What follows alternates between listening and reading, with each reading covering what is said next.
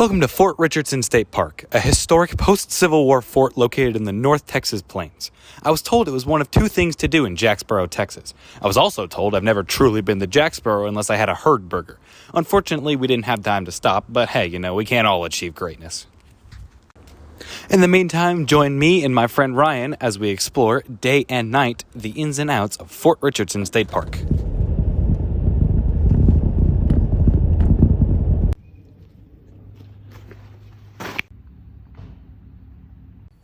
Good job. Thank you. See, Ryan and I went to camp together, and at the mess hall at camp, there's no babying around here. It's serious. And, when you're an older kid, you learn to eat stuff. When you're in like 6th grade, and they bust out what was this, chicken pot pie? It was basically doo-doo.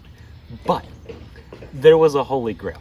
For you see, every Wednesday night, the mess hall would shutter its doors, and every individual cabin would get together, and we would make pizza pasta. Pizza pasta, and I'm recording this with my mouth full because it's that good. It's exactly what it sounds like. It's made of completely low-quality ingredients, and it's the best thing you have ever tasted and will ever taste. It's only good outside. It's only good outside. That is a very important requirement. The funny part is this size pot is about the same thing we used to feed 9 kids and 2 counselors, but now I get to eat all of it, and no one can stop me. So what are we doing? We are gonna go night hiking and see if we can find anything. That's Any animals. Any animals, yeah. Those things. Yeah. That's what we're here for. Woo! The secret to what we're doing out here is that is your standard white light flashlight. It's pretty average. But this is green light. And what makes green light special is that larger game animals, and most of your smaller furry friendly animals like your badgers, your deer, your foxes, most mammals are blue-green UV colorblind. That means they cannot see it at all. If you shine it right at them, they don't move. So we're gonna go hunting with this thing and we're gonna see what we find. Seeing how well the camera can pick up the green light. It looks like, on the camera, it looks like night vision. It's actually pretty cool. And then the blinking red dots in the distance are the tops of about 400 windmills.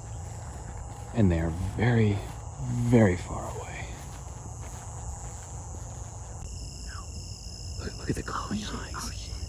There's 3 of them. Oh, the camera can't really pick it up. There's 3 deer. Oh, you can see the eyes on the camera. Okay, it's trying to focus it. That's so funny. You see? They can't see the light. To them, it is pitch black right now. Oh, okay. They can see us though. Yeah. They can see a whole lot better in the dark than we can. You see? There's 3 pairs of them. Okay. Oh, focus. Hold up. Let me see if I can.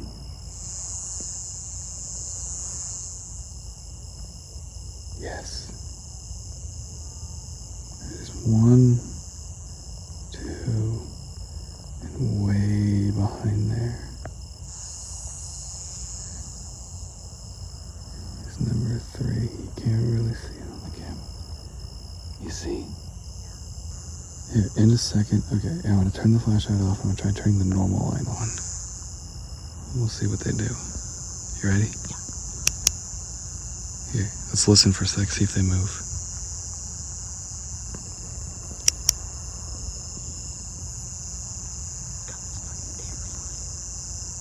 See, they don't care. They just know we see him now. Okay. Can't see him right now. But there are 2 more pairs of eyes over. That might be one of them in the center. There are 2 more pairs of eyes over here, but they're lower to the ground. So we're gonna go figure out what they are.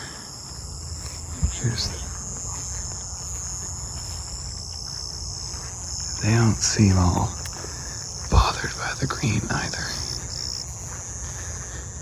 The only problem is that without using the white light, we're not going to get to see what they are.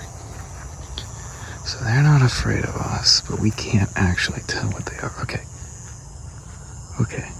For reference, those eyes are ground level. They are in the grass.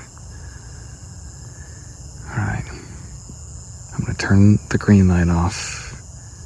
And then we're going to turn the bright light on. We're going to see what they are. Oh shit. They're snorting at us. No, I've seen this before. It's the deer. Yeah. Okay, let's look back at these guys. Alright, I'm turning the green light off. 3, 2, 1.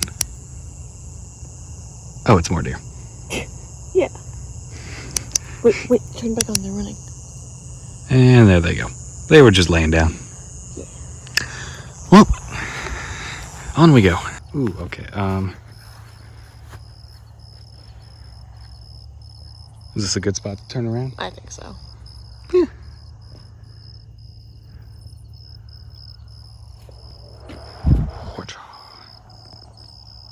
Although the night hike only turned up a bunch of deer, the night was not without a unique animal feature.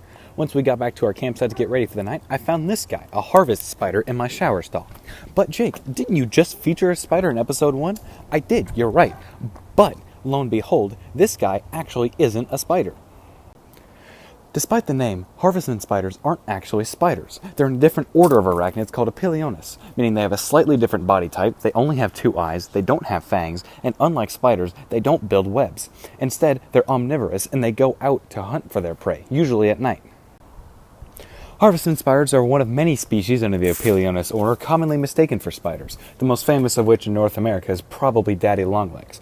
Because they don't have fangs, these guys are even less dangerous to humans and even less likely to try and bite you. This guy I have here on a stick just kind of watched me pick him up for a little while and had no bones about it. Eventually I let him go outside the bathroom where he belongs, and he went happily on his merry little way.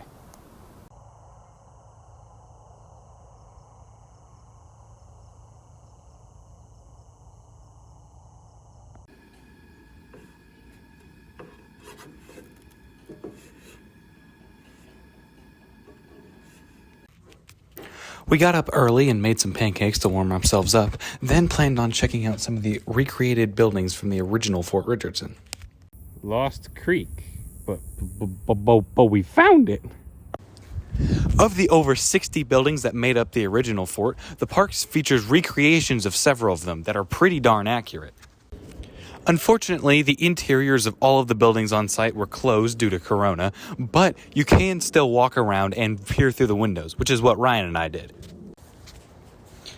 The original Fort Richardson was active from 1867 through 78.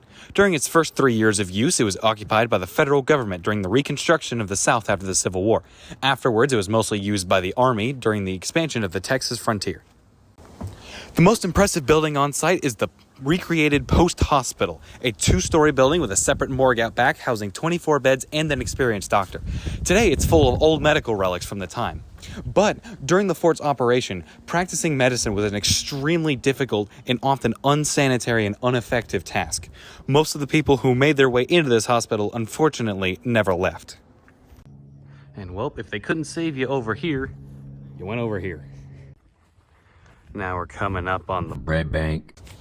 The fort's bakery operated at near full capacity every day of the week, as this lone building was responsible for feeding the some 5,000 men of the fort, which consumed 600 to 800 loaves of bread every day.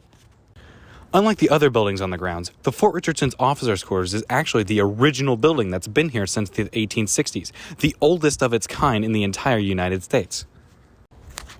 This barracks for enlisted men is one of many that used to stand on this open field. Unlike the officers' quarters, barracks for enlisted men were extremely cramped, foul-smelling, and unsanitary. Men lived in bunk beds with up to 150 soldiers crammed into a single building like this. Guardhouse. I don't think it worked. All of this is just a very general overview. If you want to learn more, I highly recommend checking out the park, especially once the buildings open up again. In the meantime, thank you for watching, and I'm headed to New Mexico pretty soon, so stick around for that.